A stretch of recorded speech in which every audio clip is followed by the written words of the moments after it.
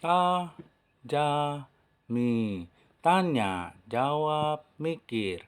Tajami terus pikiran Anda dengan kebenaran firman Tuhan dan itu yang akan mengubahkan hidup Anda. Saudara kita perlu mengetahui bahwa Tuhan itu penyelamat dan iblis itu penyesat. Ya, apa yang dimaksud demikian? Tuhan itu penyelamat. Yang pertama, Tuhan itu tidak ingin seorang manusia pun binasa, karena itu adalah kehendaknya supaya semua manusia diselamatkan dan memperoleh pengetahuan akan kebenaran. Artinya mengenal Tuhan dengan benar sehingga tidak mudah untuk disesatkan dan akan menerima keselamatan dari Tuhan yang seutuhnya. Jadi, iblis itu berusaha untuk menyesatkan manusia. Di akhir zaman ini banyak ajaran-ajaran yang menyesatkan, yang tentunya tidak sesuai dengan firman Tuhan. Ya, banyak nabi-nabi palsu dan guru-guru palsu. Banyak orang mau menjadi guru tetapi tidak belajar dengan baik dan benar. Tidak pernah menjadi murid yang baik. Bagaimana bisa menjadi guru yang baik? Jadi, yang pertama, Tuhan itu penyelamat jelas karena Dia tidak ingin seorang pun binasa. Yang kedua, tidak ada Tuhan yang sejati berkata, "Aku menyesatkan siapa saja yang ku kehendaki." Seharusnya, "Aku menyelamatkan siapa saja yang ku kehendaki." Itu yang benar. Tuhan bukanlah penyesat, karena iblis itu penyesat. Jadi mengapa iblis itu penyesat? Ya, iblis mau supaya manusia hidup di dalam dosa dengan dustanya, dengan kesesatan ajaran-ajaran yang dibuat-buat dan melalui orang-orang yang mengaku hamba Tuhan ataupun nabi ataupun guru-guru, mereka salah di dalam pengajarannya, tidak sesuai dengan kebenaran Alkitab. Yang ketiga, tidak ada Tuhan yang sejati menginginkan umatnya masuk neraka atau binasa. Jadi tidak mungkin Tuhan bawa umatnya ke neraka, karena jalan ke surga dan ke neraka dua tempat yang berbeda arah dan tujuannya. Tidak ada jalan ke surga lewat neraka.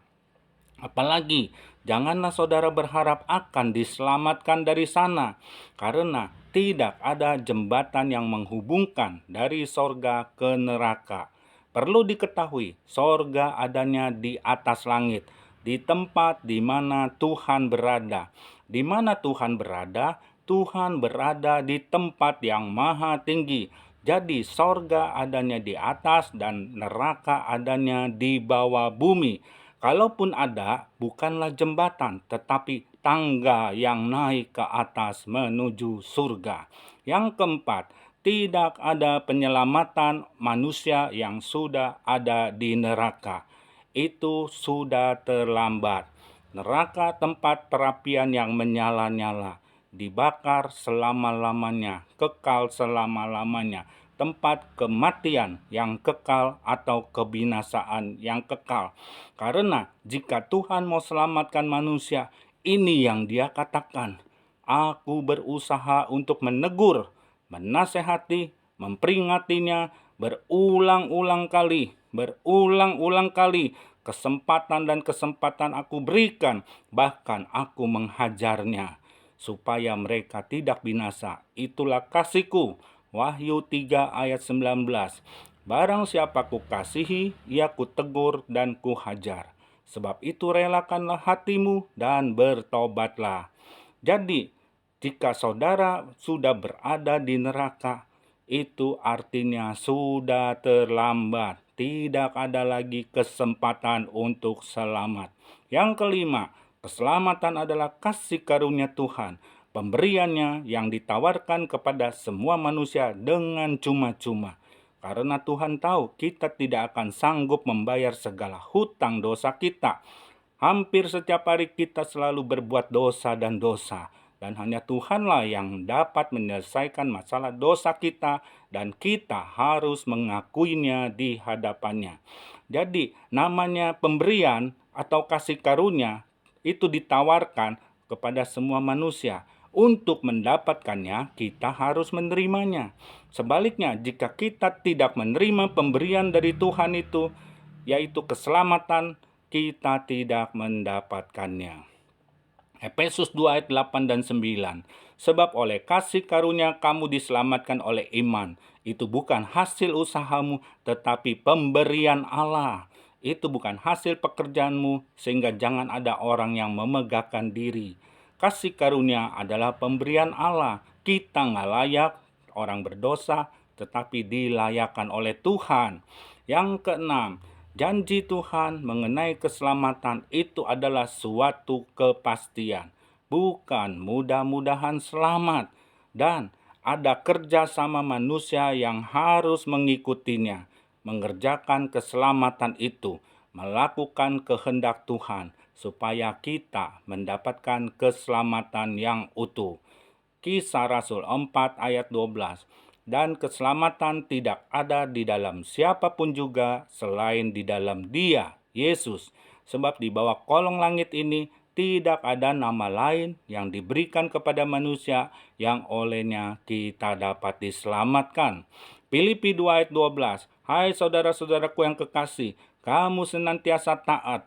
Karena itu tetaplah kerjakan keselamatanmu dengan takut dan gentar. Bukan saja seperti waktu aku masih hadir, tetapi terlebih pula sekarang waktu aku tidak hadir. Jadi, Tuhan telah menyediakan sarana keselamatan untuk semua manusia, kematiannya di atas kayu salib sebagai penebusan dosa. Kalau kita menerimanya, berarti kita menerima kasih karunia keselamatan itu. Dan setelah kita mendapatkan keselamatan itu, kita harus menjaga keselamatan kita dengan mengerjakan apa yang Tuhan inginkan dalam hidup kita, yaitu hidup benar, hidup kudus, supaya kita dapat bertemu dengan Dia pada akhirnya nanti. Yang ketujuh, ingatlah iblis itu bapa segala dusta, penyesat, pembunuh, dan pembinasa. Iblis ingin manusia menemaninya di neraka bersama-sama dengan dia dalam hukuman yang kekal. Jadi silakan saudara pikirkan, pertimbangkan, dan silakan saudara pilih mana yang mau diikuti. Jalan menuju surga hanyalah melalui Yesus. Sebab Yesus katakan, akulah jalan dan kebenaran dan hidup. Tidak ada seorang pun yang dapat sampai ke surga kalau tidak melalui aku. Amin.